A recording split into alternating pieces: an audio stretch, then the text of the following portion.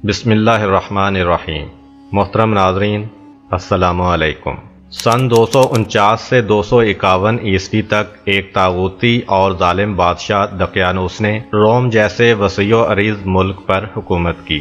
اس کا دارالحکومت شہر افسوس تھا، جو ترکیہ کے شہر ازمیر یا اردن کے دارالخلافہ عمان کے نزدیک واقع تھا۔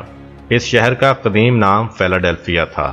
دقیانوس اپنے منصب و مقام اور جاہ و جلال کی وجہ سے مغرور ہو چکا تھا اور اپنے آپ کو فرعون کی طرح لوگوں کا خدا سمجھتا تھا۔ انہیں بت پرستی اور اپنی پوجا کرنے کی دعوت دیتا، اور اگر کوئی اسے قبول نہ کرتا تو اسے تختہ دار پر چڑھا دیتا۔ اس کے اس طرح کے برتاؤ سے شہر افسوس اور اس کے گرد و نواح میں عجیب و غریب قسم کی وحشت طاری تھی۔ اس کے 6 وزیر تھے کہ ان میں سے 3 افراد اس کی دائیں طرف اور 3 بائیں طرف بیٹھتے تھے۔ جو لوگ اس کی دائیں طرف بیٹھتے تھے ان کے نام تملیخا، میکسلمینا اور میشلینا تھے، اور بائیں طرف بیٹھنے والوں کے نام مرنوس، دیرنوس اور شادریوس تھے۔ دقیانوس حکومتی امور میں ان سے صلاح مشورہ کرتا تھا۔ دقیانوس نے سال میں ایک دن کو روز عید قرار دیا ہوا تھا۔ اس دن تمام لوگ اور خود دقیانوس ایک بہت بڑا جشن مناتے تھے۔ کسی ایک سال میں عید کے دن دقیانوس کے شاہی محل میں شاہانہ دیدار اور جشن کا پروگرام منعقد ہوتا تھا۔ لشکر کے بڑے بڑے جنرل اس کی دائیں طرف اور اس کے مخصوص مشیر بائیں طرف کھڑے تھے کہ ایک جنرل نے دقیانوس کو یہ رپورٹ دی کہ ایرانی لشکر سرحد پر پہنچ چکا ہے۔ دقیانوس کو جب یہ خبر موصول ہوئی تو وہ اس قدر دہشت زدہ ہوا کہ کانپنے لگا اور اس کا تاج سر سے گر گیا۔ اس کے وزیر تملیخا نے جب یہ منظر دیکھا تو دل میں کہا، یہ شخص اپنے آپ پر خدا ہونے کا گمان کرتا ہے۔ اگر یہ خدا ہے تو پھر کیوں اس خبر سے اتنا غمگین ہو گیا ہے؟ یہ 6 وزیر ہر روز اپنے میں سے کسی ایک کے گھر میں اکٹھے ہوتے تھے۔ اس دن تملیخا کی باری تھی۔ اس نے اپنے دوستوں کے لیے بہترین قسم کا کھانا تیار کروایا، لیکن وہ پریشان حال نظر آ رہا تھا۔ اس کے سب وزیر دوست آئے ہوئے تھے اور دسترخوان پر بیٹھے تھے، لیکن تملیخا ناخوش لگ رہا تھا اور کھانے کی طرف بھی اس کا دھیان نہ تھا۔ آخر دوستوں نے اس سے اس کی ناخوشی کی وجہ پوچھی۔ تملیخا نے کہا، میرے دل میں ایک بات آئی ہے جس نے میری بھوک، پیاس اور نیند اڑا دی ہے۔ انہوں نے کہا، وہ بات کیا ہے؟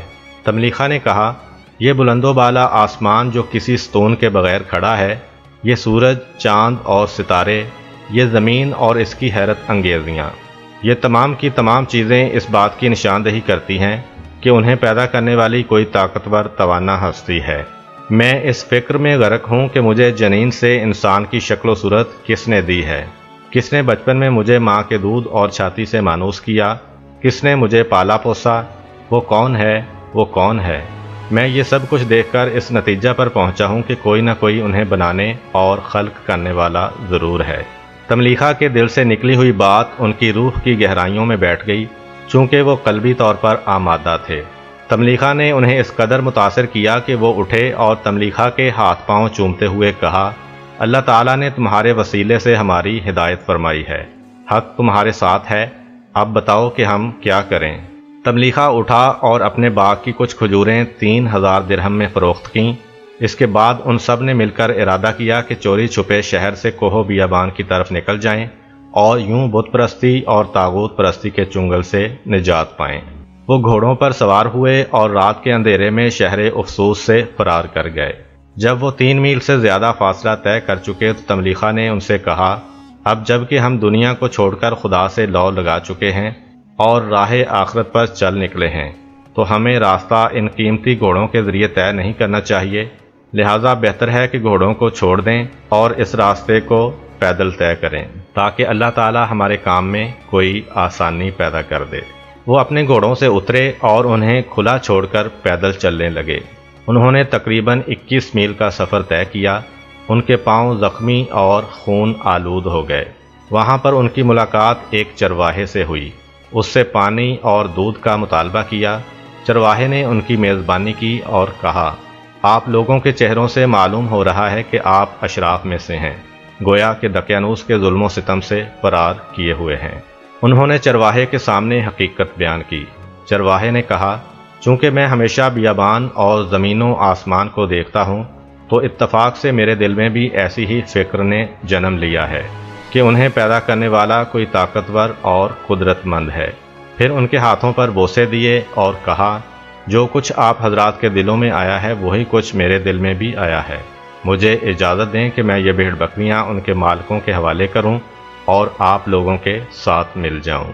انہوں نے کچھ دیر کے لیے اس کا انتظار کیا۔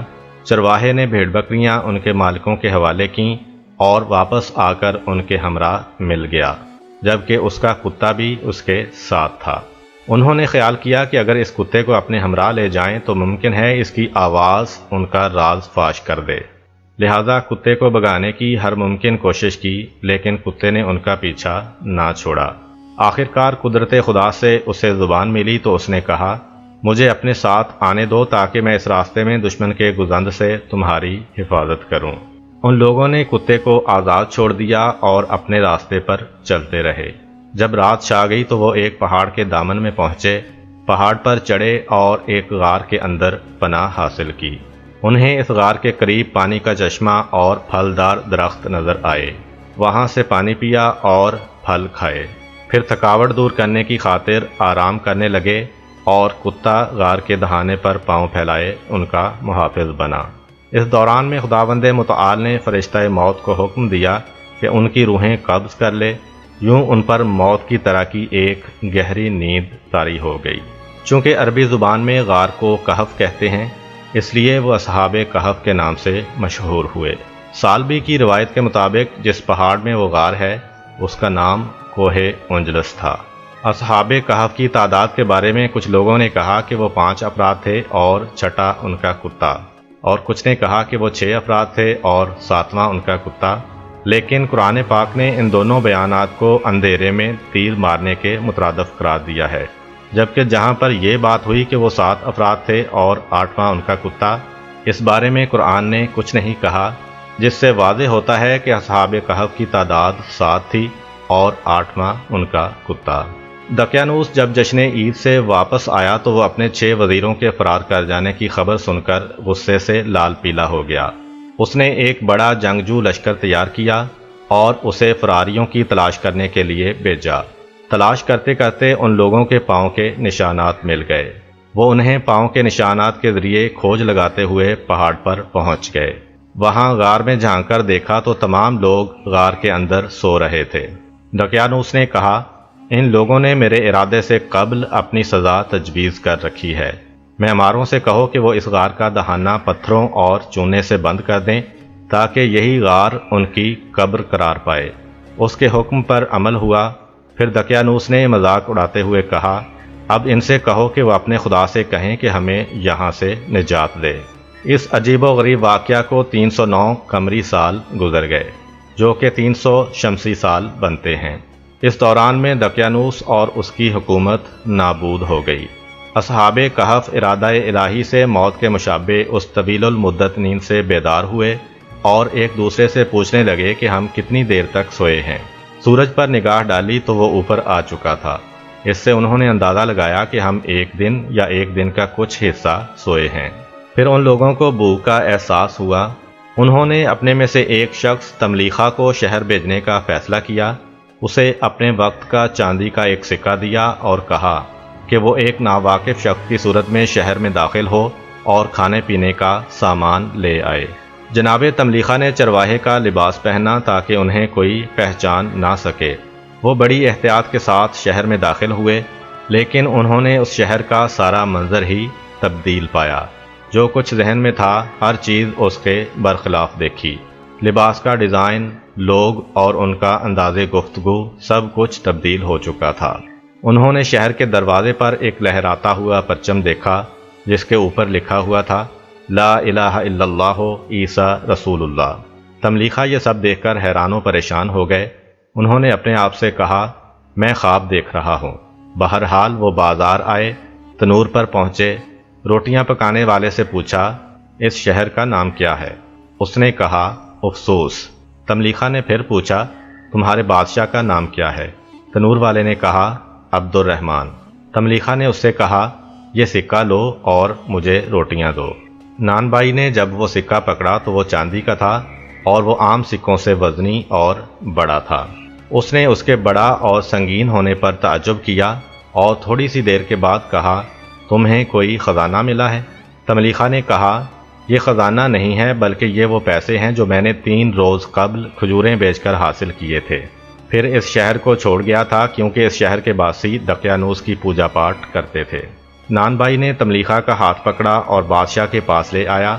بادشاہ نے نان بھائی سے پوچھا، اس شخص کا کیا معاملہ ہے؟ نان بھائی نے کہا، اس شخص کو خزانہ ملا ہے۔ بادشاہ نے تملیخہ سے کہا، ڈرو مت، ہمارے پیغمبر حضرت عیسیٰ علیہ السلام نے فرمایا ہے کہ اگر کسی شخص کو کوئی خزانہ ملے تو اس سے صرف اس کا 5واں حصہ لو، بس تم اس کا 5واں حصہ دو اور چلے جاؤ۔ تملیخہ نے ان سے کہا کہ ان پیسوں کو غور سے دیکھو، مجھے کوئی خزانہ نہیں ملا ہے اور میں اسی شہر کا رہنے والا ہوں۔ بادشاہ نے ان سے پوچھا کہ تمہارا نام کیا ہے؟ انہوں نے جواب دیا کہ میرا نام تملیخہ ہے۔ بادشاہ یہ نام سن کر کہنے لگا کہ یہ نام اس زمانے کا نہیں لگتا، کیا اس شہر میں تمہارا کوئی گھر وغیرہ ہے؟ تملیخہ نے کہا کہ ہاں، آپ گھوڑے پر سوار ہوں اور چلیں، میں آپ کو اپنا گھر دکھاتا ہوں۔ بادشاہ اور کچھ لوگ سوار ہوئے اور تملیخہ کے ہمراہ اس کے گھر کی طرف روانہ ہوئے۔ تملیخہ نے اپنے گھر کی طرف اشارہ کرتے ہوئے کہا، میرا گھر یہ ہے۔ دروازہ کھٹکھٹایا تو اندر سے ایک ضعیف العمر شخص نکلا اور کہا، مجھ سے کیا کام ہے؟ بادشاہ نے کہا کہ اس شخص نے دعویٰ کیا ہے کہ یہ گھر اس کا ہے۔ بوڑھے نے کہا، تم کون ہو؟ اس نے کہا، میں تملیخہ ہوں۔ وہ بوڑھا شخص تملیخہ کے پاؤں میں گرا اور بوسہ دیتے ہوئے کہا، خدائے کعبہ کی قسم، یہ شخص میرے دادا ہیں۔ اے بادشاہ، یہ 6 افراد تھے اور دقیانوس کے خوف سے فرار کر گئے تھے۔ بادشاہ اسی وقت اپنی سواری سے اترا اور اسے اپنے کاندھوں پر اٹھا لیا۔ لوگوں نے تملیخہ کے ہاتھ پاؤں چومنا شروع کر دیے۔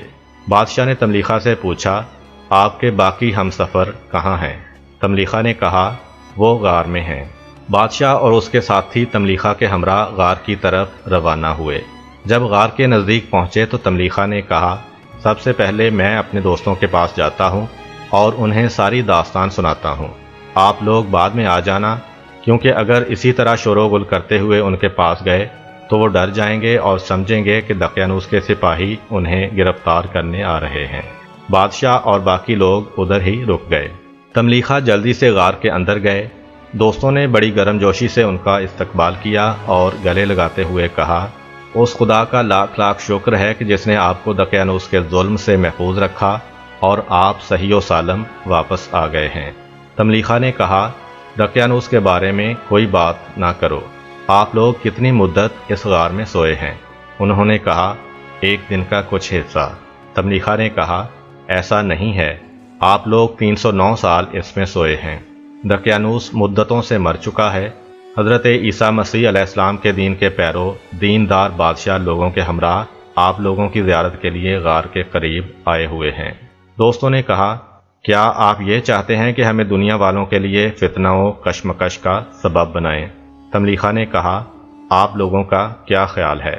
انہوں نے کہا، ہمارا نظریہ تو یہ ہے کہ خداوند متعال کی بارگاہ میں دعا کریں کہ وہ ہماری روحیں قبض کر لے۔